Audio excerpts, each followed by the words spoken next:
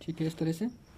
और जो ये नेगेटिव टर्मिनल है, जैसे ही इसके साथ कनेक्ट करेंगे तो यहाँ पर हमें वोल्टेज जो बूस्टअप होने शुरू हो गए हैं और ये हमें आउटपुट मिल रहा है। ये समथिंग वोल्टेज 12 वोल्ट के आसपास रहता है।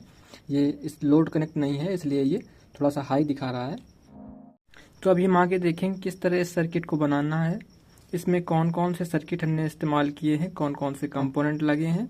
ये सर्किट 5 वोल्ट से नीचे के किसी भी वोल्टेज को 9 गुना तक बढ़ा सकता है 2 ट्रांजिस्टर की वजह से। और इसका जो सर्किट डायग्राम है वो वीडियो के एंड में या कहीं मिड में हम आपको दे देंगे, तो वहाँ से आप स्क्रीनशॉट ले सकते हैं। का जो प्रोजेक्ट होने वाला है उस प्रोजेक्ट में हम इस्तेमाल करेंगे इस इंडक्टर कोर का। ये कोर अगर आप ढूंढेंगे तो आपको CFL के सर्किट में मिल जाएगी। इसमें हमने कॉपर वायर से इसमें टर्न्स फिलअप किए हैं। ये 50-0-50 का इसमें टर्न फिलअप किया गया है। और फिर हमें चाहिए एक ट्रांजिस्टर जिसका नंबर है BC547 और एक और दूसरा ट्रांजिस्टर चाहिए, इसका नंबर है BC557 और 2 चाहिए हमें 1 किलो ओम के रेजिस्टेंस। ये 2 रेजिस्टेंस हो गए। सबसे पहले लेंगे ट्रांजिस्टर BC547। इसका जो पिन है वो है कलेक्टर और दूसरा पिन बेस है और तीसरा पिन इमीटर है। 1 किलो ओम रजिस्टर लिया है, इसको इसकी बेस के साथ कनेक्ट करेंगे और जो पिन इसकी बेस में कनेक्ट है वही सेम पिन जा कर के रजिस्टर की कनेक्ट होगी हमारे दूसरे वाले ट्रांजिस्टर BC557 के 1 नंबर पिन के साथ में।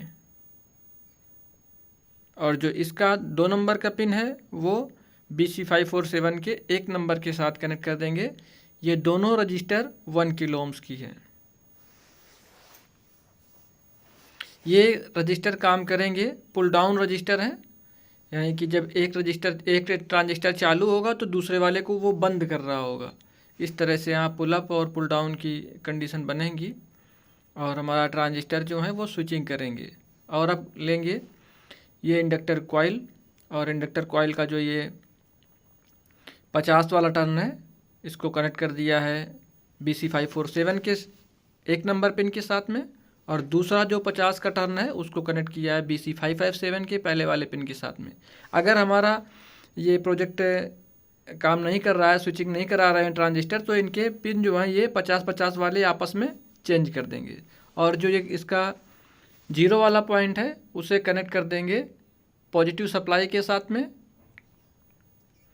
और जो BC547 है उसके 3 नंबर पिन के साथ में बैटरी से वोल्टेज दिया जाएगा इनपुट का। अब बचे हैं आउटपुट के टर्मिनल्स। तो जो ये 50-50 के टर्मिनल्स हैं टर्न वाले, इनमें से हमें दोनों से AC आउटपुट मिलेगी। जो पहला पिन हमारा ट्रांजिस्टर का BC557 है और एक BC547 है, दोनों से आउटपुट मिल जाएगी।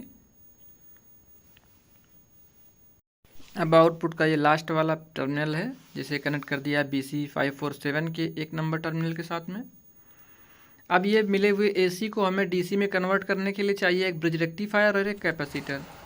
तो ये सर्किट बनाया है, इसमें 2 पार्ट्स हैं।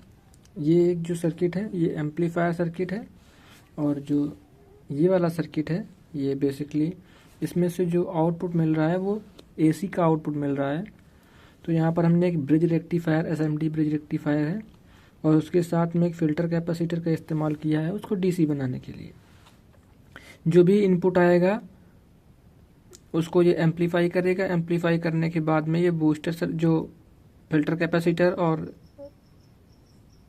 ब्रिज रेक्टिफायर हैं ये कन्वर्ट करेंगे उसको DC में और वो इस एम्पलीफायर पर हमें दिखाई देगा कितने वोल्ट मिल रहा है। ठीक है, इनपुट देंगे बैटरी का, वो हम यहाँ से देंगे लो वोल्टेज का और यहाँ से हाई वोल्टेज हमें आउटपुट मिलेगा। सबसे पहले ये जो सेल लेने वाले हैं इसका वोल्टेज चेक कर लेते हैं।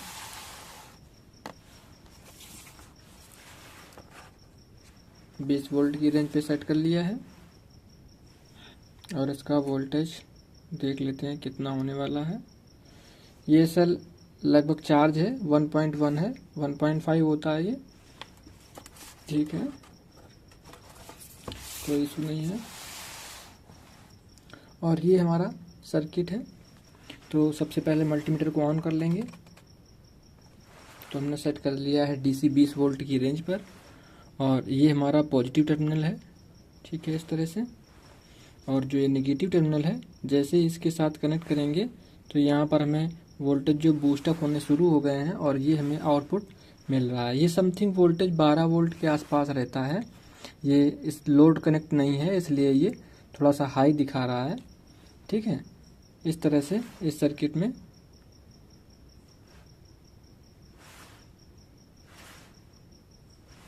ठीक है।